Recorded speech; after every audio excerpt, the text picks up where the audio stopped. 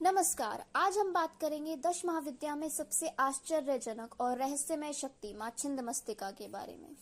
इनका रूप जितना विचलित करने वाला है, उसका अर्थ उतना ही गहरा है। एक ऐसी शक्ति जिन्होंने अपनी सखियों की भूख मिटाने के लिए स्वयं अपना शीश काट दिया। आखिर क्या है इस आत्म बलिदान के पीछे का आध्यात्मिक रहस्य? चलिए जानते हैं मां छिन्नमस्तिका की इस अद्भुत कथा में। मां छिन्नमस्तिका अपने हाथ में अपना कटा हुआ सिर पकड़े रहती है। उनके शरीर से खून की 3 धारा निकलती है। 2 उनकी सखियों को मिलती है और एक खुद उनके मुंह में जाती है। वो कामदेव और रति के ऊपर खड़ी होती है। इनका मतलब है अपनी इच्छाओं पर नियंत्रण, अपनी ऊर्जाओं को सही दिशा में लगाना और दूसरों के लिए त्याग करना।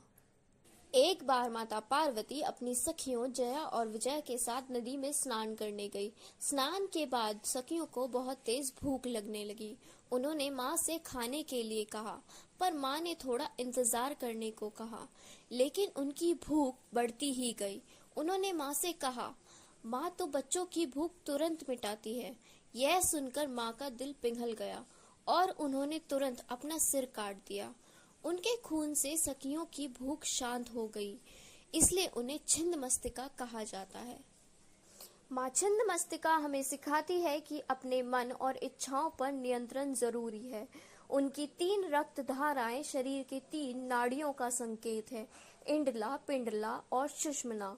इसका मतलब है अपनी ऊर्जाओं को ऊपर उठाकर सही दिशा में लगाना और बुरी इच्छाओं पर जीत पाना। मां छिन्नमस्तिका की पूजा से दुश्मनों पर जीत, अच्छी वाणी और साफ सोच मिलती है, लेकिन इनकी साधना बिना गुरु के नहीं की जाती। मां छिन्नमस्तिका हमें सिखाती है कि अहंकार और मोह को छोड़ देना चाहिए। अगर आपको यह कहानी अच्छी लगी तो कमेंट में जय मां छिन्नमस्तिका लिखें और हमारे चैनल को सब्सक्राइब करें और बेल आइकन को प्रेस करें। अगली वीडियो में हम जानेंगे मां धूमावती के बारे में। धन्यवाद।